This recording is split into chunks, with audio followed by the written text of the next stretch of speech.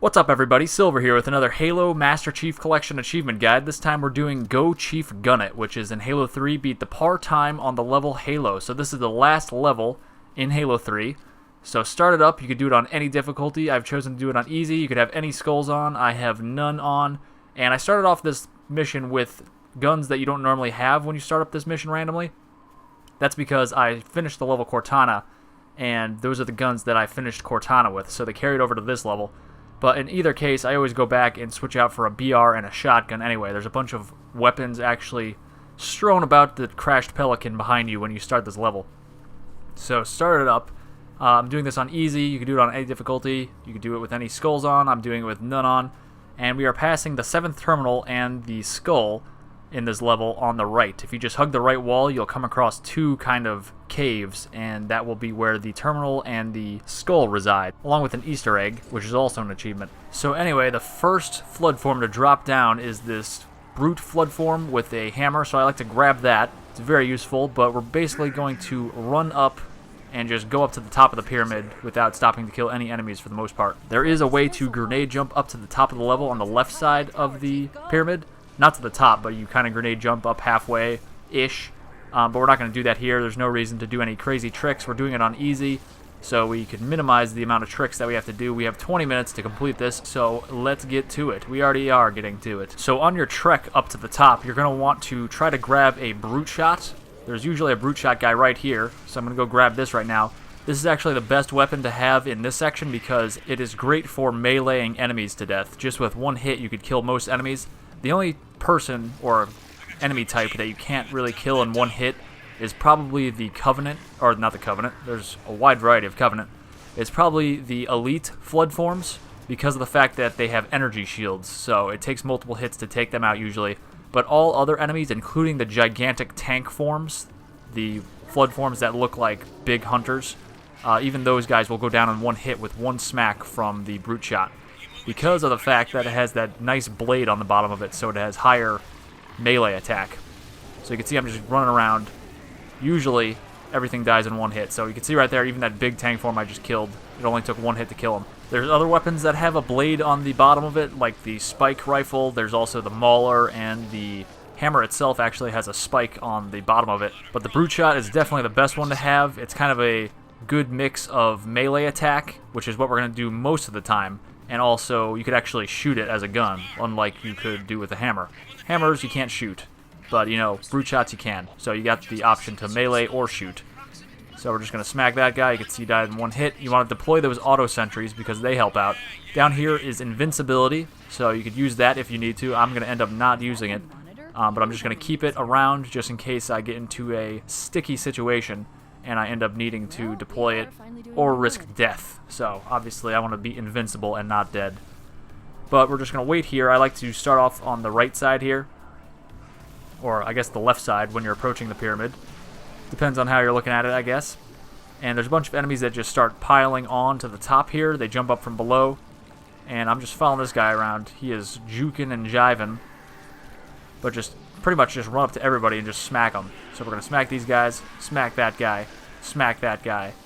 Just use your radar, see where everybody's coming from, and we're actually going to see a few instances of me using the actual gun on here, because once things get crazy, if there's a big group of people, you could actually use the brute shot gun, the bullet on it. It's kind of a grenade. Well, it is a grenade, pretty much, to kind of give everyone in a general area a bunch of splash damage. So it's really good against all these flood forms when they're in a big pile of people, or a big group of people, because you could easily damage all of them, or most of them, just by shooting one of them in the group. So we're going to smack most of them, but then once you get overwhelmed, once there's a bunch of people that's starting to pile up in one area, just shoot some bullets at them, and it will take them out.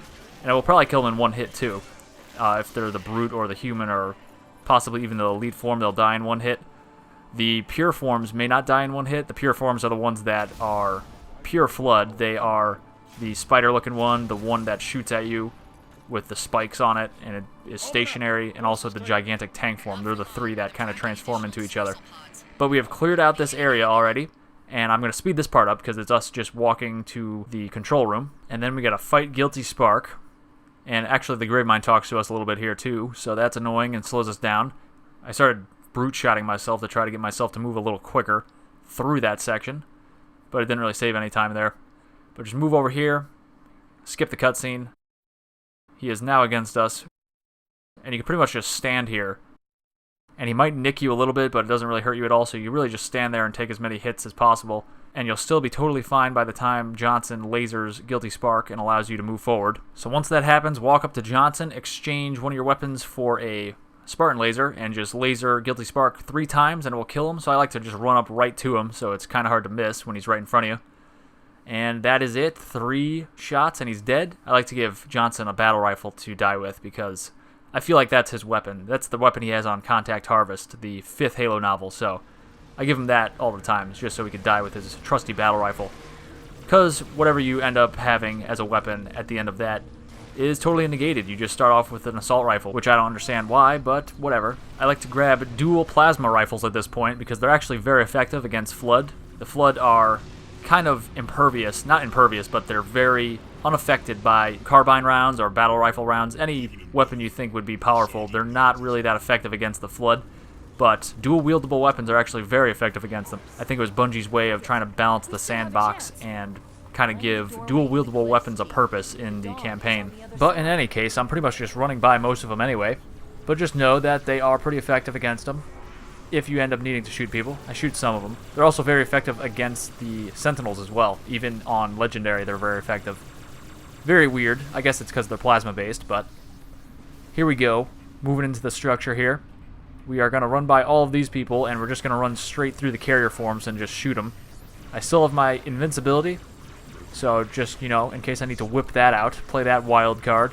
You can see here, normally I'd go to the left and just run down the side, but not this time. We're just blowing right through the middle. So just take out these carrier forms. They go down pretty quickly and easily with the plasma rifles. And we are pretty much done killing enemies. There's a bunch of infection forms up here before we get into the Warthog, but that's pretty much it, enemy-wise. So we're just going to kill them. It's pretty easy. Once you kill like one of them, it kills an entire group of them. I don't know why that is, but we'll take it. I don't care. And then just hop in, and the Arbiter is magically already in the turret. He's like, yeah, I was invisible the whole time, in the hog. Where were you? I've been waiting for you for like 5 minutes. I actually thought that was a pretty cool and creative way to get the Arbiter into the turret without seeming jarring or anything, without him just popping all of a sudden into the turret. It's a pretty cool transition. Silky smooth transition into the turret. But enough banter. We are driving for our lives currently. The Halo ring is primed to go off, and when it does, it's going to explode. And we don't want it to take us with it. We are driving as fast as we can. I thought this was a nice tribute to the end of Halo 1. Obviously in Halo 1 you finished the game by driving in the Warthog and escaping the Halo ring. And now at the end of Halo 3 we're driving the Warthog and escaping the ring, which is a replacement for the ring from Halo 1. It works on so many levels. So this area is unique. I always mention this. A lot of people take different routes, and not that any route in particular is better than another, except for maybe speedrunning purposes. Just, you know, do what you're comfortable with. This is the path that I take usually. It's actually a little bit different because of the fact that it's on easy. There's less things exploding. There's less holes that are forming due to explosions. So it was kind of disconcerting at first because I used those holes and those explosions as reference points. So the fact that they were not forming, I was like, wait, where do I go? This is not what I remember. So it's kind of weird. I'm used to playing on Legendary. Brag about it, right? But generally, you don't want to go off crazy ramps because ramps make you more prone to flipping, and flipping makes you more prone to tumbling over a cliff and dying, or into a hole, so that's no good. So you want to generally stay on the ground as much as possible, also because of the fact that whenever you get shot in Halo 3, you actually are kind of pushed a ridiculous amount, and you could actually get flipped that way if you're in the air and getting shot. Bullets carry a surprising amount of physics in Halo 3, so if you get shot a little bit while you're in the air, it could drastically turn you or flip you. So again, just long story short, try to stay on the ground as much as possible to avoid flipping and all that nonsense. So we're going along. I guess I will take this time to plug my channel. I know all you people who regularly watch my videos are probably sick of me plugging the channel because they're like, hey, we're already subscribed. Stop telling us to subscribe. We can't do it anymore. But for all you first-timers, or maybe second-timers who didn't subscribe the first time for some reason, I mean, I'm so charming, I don't know why you wouldn't subscribe the first time around. But this channel is HaloCompletionist. It is dedicated to covering all of Halo achievements across all Halo games, past, present, and future. I won't list all the Halo games I'm covering because, frankly, it's just all of them. If you could think of it, I'm covering it if it has achievements. And also, I'll be covering all the commendations as well, which are included in Reach, Halo 4, and Halo 5 so far. And I'm even including non-Xbox games, so things like Halo 2 Vista, if it has achievements, I'm covering it, even if it's only on PC or Windows Phone or whatever. And that includes the most difficult achievements, which in particular are the LASO achievement guides, which are nowhere to be found anywhere on the internet except for right here. This is the only channel with LASO guides, at least complete LASO guides, so definitely stick around for that, and I'm sure they'll have a Halo 5 LASO achievement, which I'll be covering. But for now, I just have Halo CE, 2, 3, 4, and ODST LASO guides up, because those are the only ones that have achievements associated with them. And of course, I have all the easier achievements covered as well, or I'm at least working on it, so there's a bunch to go through. There's like hundreds, man, it's ridiculous. There's actually over 1,000 probably at this point, since the Master Chief Collection has 600 on its own. But I will say that you want to take the left path out of the left, middle, and right path. You do want to be on the left for this one because it's just easier, and that's it. It's just easier. You could take the middle or the right path. I used to take the right path, and then I used to take the middle path. Now I take the left path. I've worked my way over. I know I said earlier that you could really do whatever you want, and you still could, but I just think the left path is better. But do what you want. You come out of this jump a lot more smoothly, at least. That is one of the reasons I recommend the left. But we are almost at the end here, ladies and gentlemen. We got some Sentinels to take out, but the Arbiter's doing all that, and we don't actually have to take any of them out. It's just nice to get some more points, you know, and kills. They count for you, which is nice. Oh boy, is this going to ruin our day? I hope not. If you take too long on any particular section, it will just collapse, and you die. And you got to start back at your last checkpoint. So you don't ever want to spend a particularly long time in any one section, because it will be the death of you. So here's another option you're presented with. You could go up and to the left or down and to the right to get to the end. And I know I mentioned, again, that I said do whatever you want, but I really think the up and to the left is a lot easier. It is faster, I know, for speed runs and laser runs. It's better that you go up and to the left, and I just go up and to the left normally. So I recommend that if you don't have a preference, but if you want to go down and to the right, that's fine too. Just know that when you go up to the left, like, everything in the middle explodes, so I'm continuing to go to the left, because there's nothing on the right anymore. Behind those rocks on the right is the final Grunt. It's a nice little tribute to the Thirsty Grunt. Both of them are achievements in the Master Chief Collection. And here is Forward Unto Dawn, so we just need to launch ourselves into the bay, and we are done, guys. Thank you very much for watching. Click like and subscribe for all that good stuff I mentioned earlier. Leave a comment, and I will see you later for more Halo achievements.